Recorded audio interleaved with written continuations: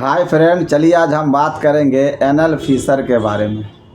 सबसे पहले आपको समझाएंगे एनल फिशर आखिर होता क्या है। दूसरी बात आपको समझाएंगे एनल फिशर क्यों होता है। तीसरी बात आपको समझाएंगे वो होने के बाद क्या क्या आपको दिक्कतें आती हैं। और चौथी बात आपको समझाएंगे कि एनल फिशर की इन्फेक्शन को ठीक करने की सबसे होम्योपैथिक कौन सी मेडिसिन आती है। तो इधर उधर की बात ना करके, फेंक फाक ना करके, अगर आप चारों तरफ से घूम चुके हैं, आप उम्मीद खो चुके हैं, तो ज़्यादा दिन नहीं 21 दिन तक मेरा ये मेडिसिन पी के देखिएगा। आप जितनी उम्मीद करके पीजिएगा उससे ज़्यादा आपको बेनिफिट मिलेगी अगर अल्लाह चाहा तो।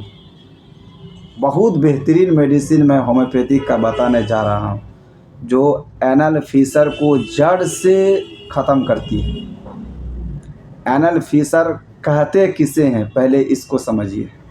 मलद्वार जो होता, पाखाना का जो रास्ता होता है, पाखाने के रास्ते में खरोच टाइप का, अचोड़ टाइप का ज़ख्म को कहते हैं।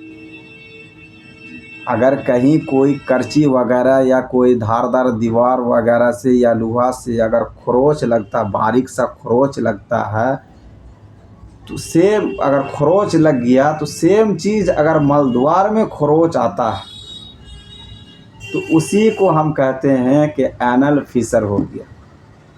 आखिर ये होता क्यों है? वहाँ तो कोई धारदार लोहा है या कोई दीवार है या कोई करची वगैरह है या कोई बांस वगैरह है, ऐसा तो नहीं है। आखिर क्यों होता है? तो एक चीज़ याद रखिएगा, अगर आपको हद से ज़्यादा कॉन्स्टिपेशन होता है, यानी आपका स्टूल बहुत ज़्यादा हार्ड आती है, बहुत ज़्यादा मजबूत आती है, यानी पाखाना आपका अगर बहुत हार्ड आता है तो ऑटोमेटिकली आपका जो है मलद्वार में एक प्रकार का छिछोड़ टाइप का वो ज़ख्म कर देता है। एक दिन में नहीं करता है। अगर एक दिन कॉन्स्टिपेशन हुआ, 2 दिन हुआ, तो आपको 2 दिन में एनल फिशर कभी नहीं होगा। 2 महीना, 5 महीना, 6 महीना, 2 साल, 5 साल, 10 साल होने के बाद आपको जो है वो खरोच आता है। एक दिन में कभी नहीं आता। 3 महीना, 4 महीना, अगर 2 दिन, 1 दिन बाद अगर कॉन्स्टिपेशन रहता है, उसके कारण आपका मल जो है बहुत कड़ापन आ जाता है।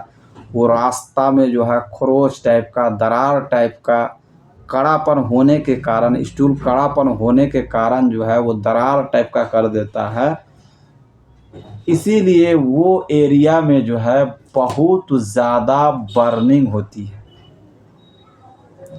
वो एरिया में बहुत ज़्यादा पेन होता है। उसके कारण कभी कभार पोंटा टाइप का निकलता है, कभी कभार ब्लड बहुत ज़्यादा जाता है। बाथरूम आपका जो है स्टूल निकलने के बाद बहुत ज़्यादा बर्निंग रहती है, जलन रहता है। आप लैट्रिन जाने से पहले कतराते हैं कि अभी अगर लैट्रिन जाए तो हम जो है परेशान हो जाएंगे। काफ़ी मात्रा में उसमें जलन, दर्द रहता है। किसी किसी का उसमें इचिंग भी रहती है, खुजली होती है। उसमें लगेगा कि कोई पानी की तरह टपक रहा, हल्का पीप शुदा जो है, हल्का पानी और पीप मिला हुआ जो है गंदगी उससे अगर बहता है, उसमें बहता है। बहुत सारी उसमें जो है सिम्टम आती है।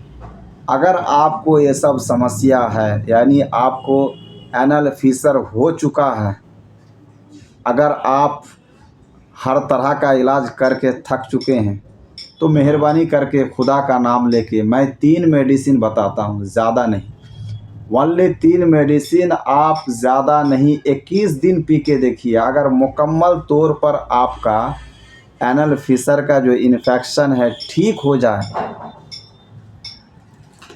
तो फिर एक बार कमेंट करके हमको ज़रूर बताइएगा, और उम्मीद करते हैं आप ज़रूर ठीक होइएगा। वो 3 मेडिसिन है आपका। सबसे इफ़ेक्टिव और कारगर जो मेडिसिन है आपका हेमा मालिश मदर टीचर। दूसरी मेडिसिन है आपका एसिड नाइट 30 पोटेंसी है 30 पावर की।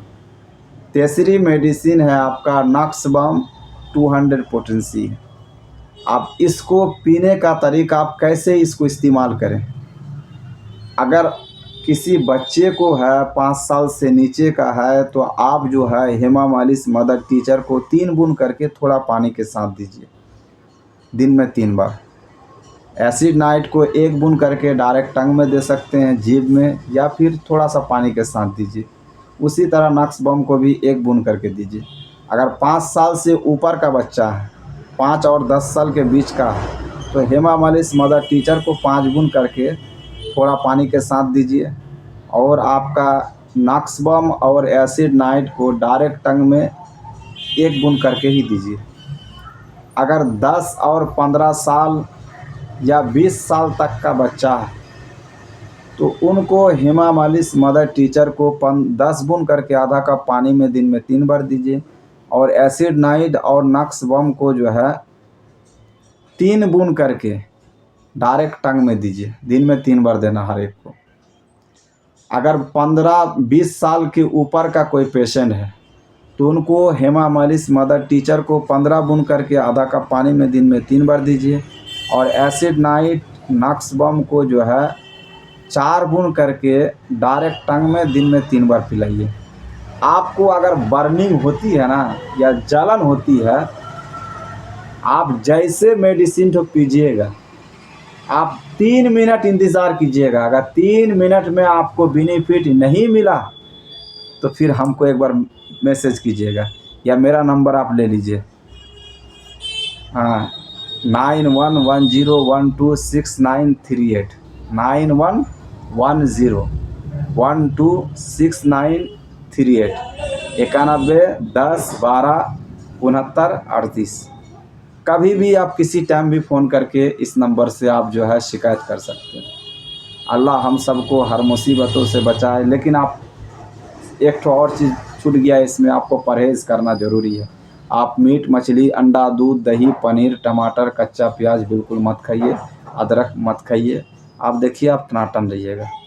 अल्लाह हम सबको हर मुसीबतों से बचाए। आमीन सुम्मा आमीन।